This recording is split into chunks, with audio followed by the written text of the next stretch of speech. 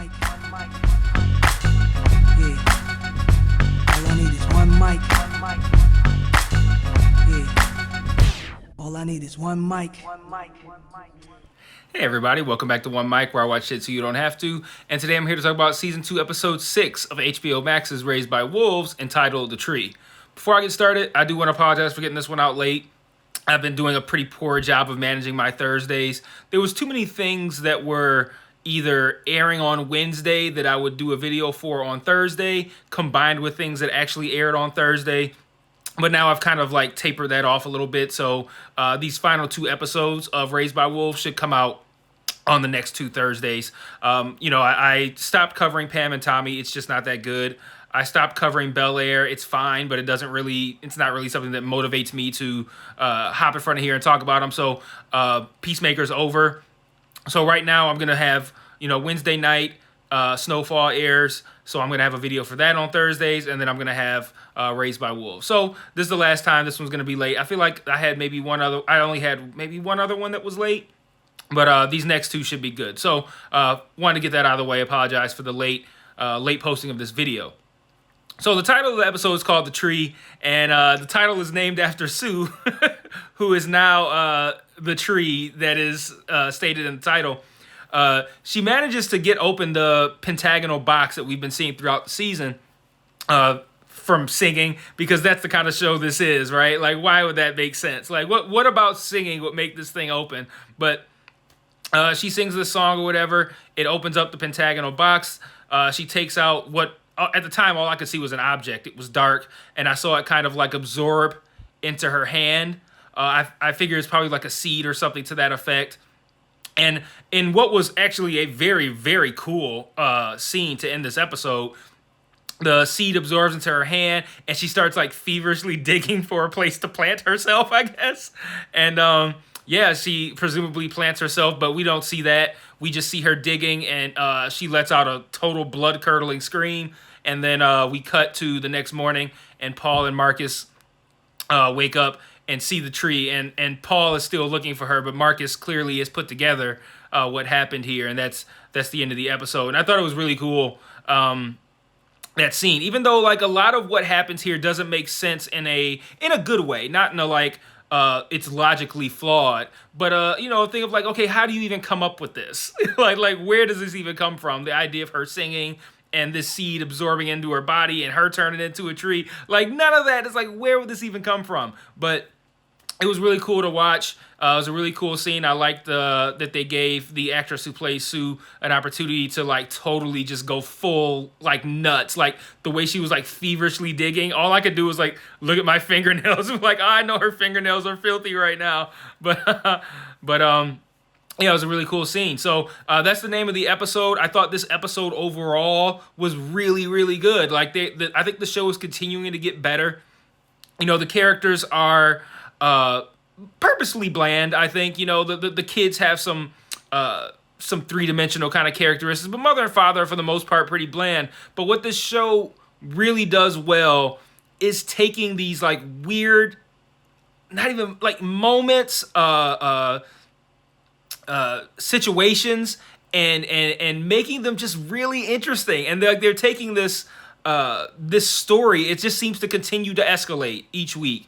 And I thought like the first maybe like 2 or 3 episodes that were really just kind of like setting the stage for what the rest of the season was going to look like. And I remember in that first video, I said it was a little bit jarring to see the show be so different in visuals and in tone than the first season. And I didn't really know how I felt about it. But as this season has progressed, I just think it's been getting better and better. So I really enjoyed this episode. I'm going to I'm going to resume talking about the episode with what was my other favorite scene of this episode and of this season, which was Tempest's baby scene, which, wow.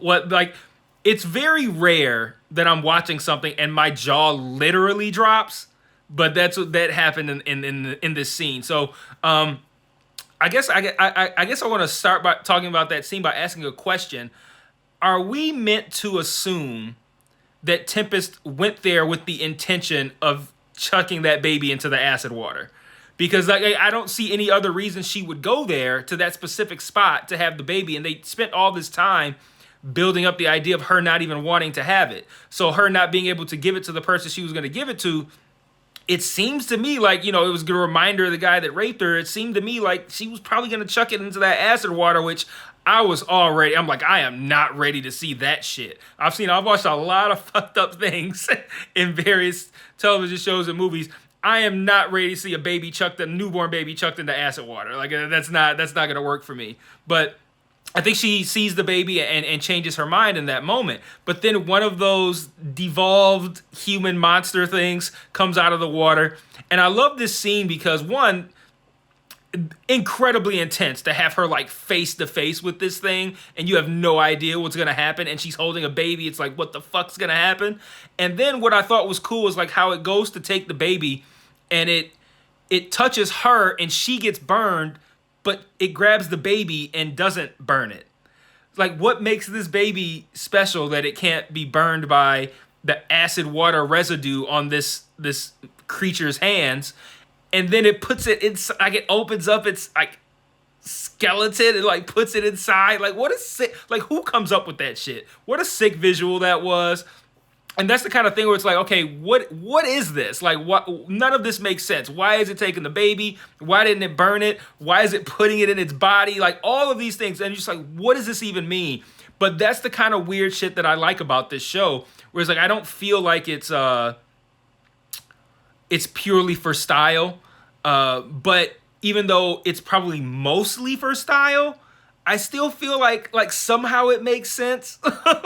like there's gonna be some explanation for, at the very least, why this thing took the baby and why this baby seems to have some sort of connection to it, to where it's not getting burned, and why they felt the need to literally put it inside it. Like, it's my baby now. I'm gonna put it in me and then I'm gonna birth it in 9 months. I don't know what the plan is, but that was a really cool scene, and I was like, went through myriad of emotions in that scene, starting with, please don't let her chuck this baby into this acid water, to what the fuck is this monster gonna kill it? Wait, what? The monster's taking it? Why is it not burning? Why is it putting it in his body? Like, what a crazy scene. I love that scene so much.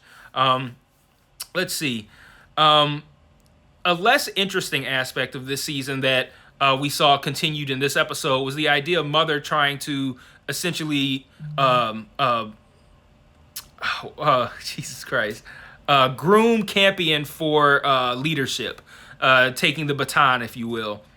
And he tells, like, she makes him like walk around the people, like, so they could see him and shit. And he tells this horrible joke. I don't even remember the joke, but I'm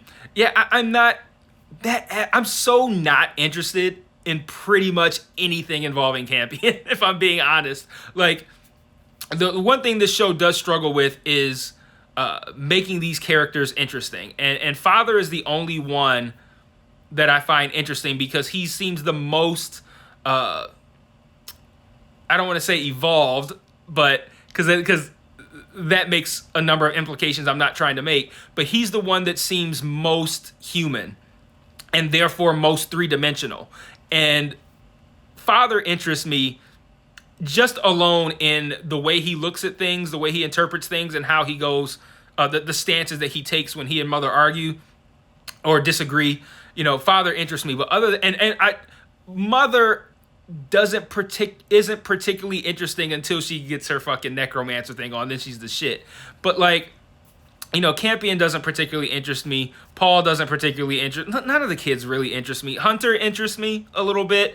Tempest interests me a little bit. I think Holly, not interesting. So this show struggles with that a little bit. So the time that it spends on Campion kind of like trying to, almost be like a political figure, shaking hands and kissing babies. I don't really need that. But we get some of that and that bad joke. That was fine. So prior to becoming a tree, Sue is now fully on board with the soul thing, which she seemed hesitant in the previous episode. Like, she seemed like she seemed like she thought it was still like the transmissions, but it was like, but I'm willing to accept the transmissions. This episode, she seemed fully bought in on soul specifically, to the point where she actually breaks Marcus out of captivity. And Marcus, I'm really curious where they're going with Marcus, because we already got, the whole idea of him having some sort of divine powers has been debunked, at least to a degree. So, like, we know that, the eyes were giving him certain abilities. And Mother calls that out in front of everybody, like, this motherfucker got no powers. Shit all came from my eyes. You need to renounce soul right now, or we ain't letting you out of jail, or wherever entrapment, wherever we keeping you. We're not letting you out. Totally drags this guy in front of everybody. But we also remember there are still things that happened with Marcus that I don't necessarily think can be attributed to the eyes. Like, and they talk about it in this episode. I think when Paul mentions to Campion how when the mouse exploded, the biobomb or whatever, that Marcus was there, but he wasn't affected by it. And then there was something else with Marcus that I don't know if it mentioned in the episode, but it was something that at least I made a note of, that I was like, I feel like that doesn't have anything to do with the eyes, and there's not really a good explanation for that. So I still think that there's a possibility that Marcus does have some sort of abilities. He might still be this prophet, but I'm not as interested in that angle either, about who's supposed to be in charge and who's the prophet and all this kind of stuff. I'm not that interested in it. I'm more interested in the intrigue regarding whether or not it's Marcus, or whether or not it's Paul, or whether or not it's Campion. Like, all the mystery there, the clues for each person, like, oh, maybe it is because of this, maybe it's not because of this. That interests me, but actually who it is, I don't know. Doesn't really interest me too much.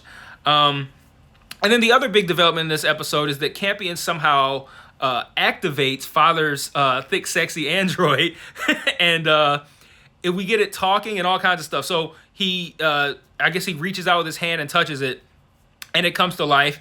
And Mother comes in and shuts that shit down, because we all know Mother's a wet blanket. And she tells Father that we can now have a name for it, Grandmother. What Grandmother was saying in Ancient Mithraic was asking why he didn't have a veil on.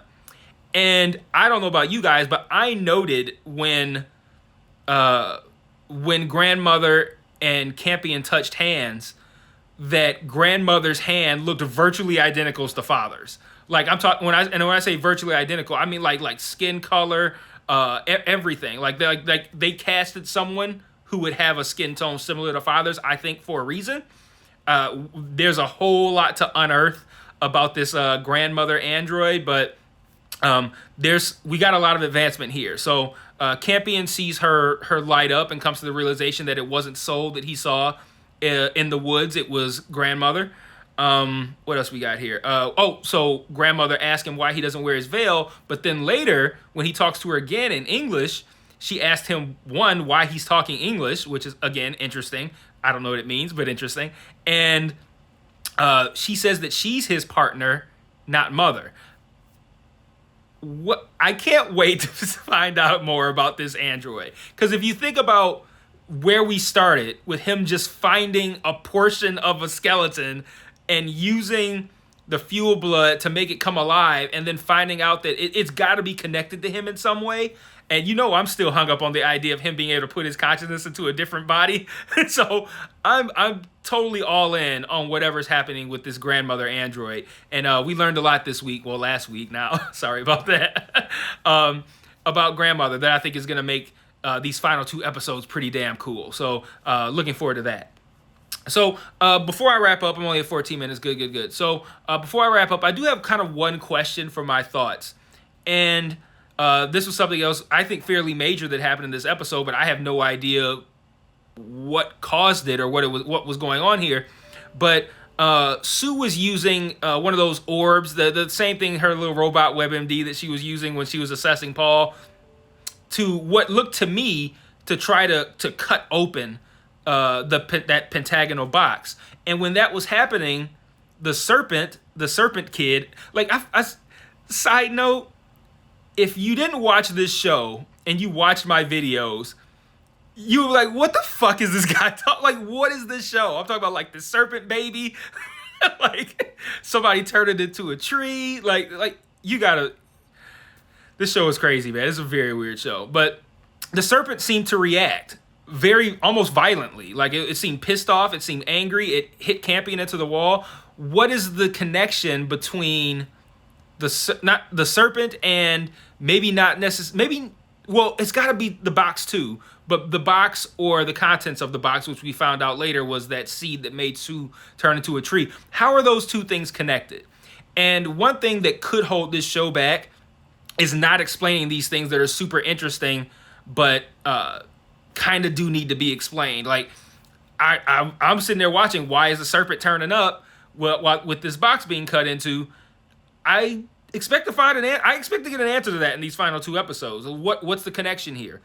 I expect to get an answer to what was going on with Tempest baby and that creature. Like, why wasn't it able to touch it? Why did it put in his back? Like, I accept it now as a super cool, scary scene with sick visuals and all that was entertaining in the moment, and I didn't necessarily need it to make sense because it was so fucking cool, but I do want it to make sense at some point. And I think that could end up being a potential flaw in this show, is having these things that make your mind wonder, what does that mean? Where is this going? The things that get you energized to ultimately not pay that shit off and have you disappointed. That's my concern. Is that, and because now we're into the realm of weird for the sake of weird, and that I don't like. I don't want to just be doing shit just to do it. I want it to matter, and I want to get at least some sort of explanation that makes me feel satisfied, and that it wasn't just somebody at the table like, yo, let's have him open up his skeleton and put the baby in there. That'd be fucking sweet. Like, I feel like that I don't want, is the idea that a bunch of guys and women or whatever were sitting around a table getting high and we're like, yo, it'd be fucking sweet if they put the baby in its body. Like, I want there to be a reason for that. And I think, like, when you have a situation where, like, it touches her and burns her, but it doesn't burn the baby, that's something you do with purpose. That means something. We're supposed to note that. So if we're supposed to note that, I want to get an explanation for it in these last 2 episodes. But as of right now, I'm really feeling this season, man. It's picking up. These last 3 episodes have been fire. I'm enjoying the visuals are just completely off the chain on this show. Like, ridiculously great visuals. And I'm intrigued. There's a lot of interesting plot lines. There's a lot of things that questions I would like to have answered. I don't necessarily need all of them answered in this season. You can save some answers for season 3, but I'd like to get some answers to some of these things, just because I do find these things interesting. So that's all I got for this episode, and I'll see you guys next Thursday, promise, for the penultimate episode, episode 7. Peace.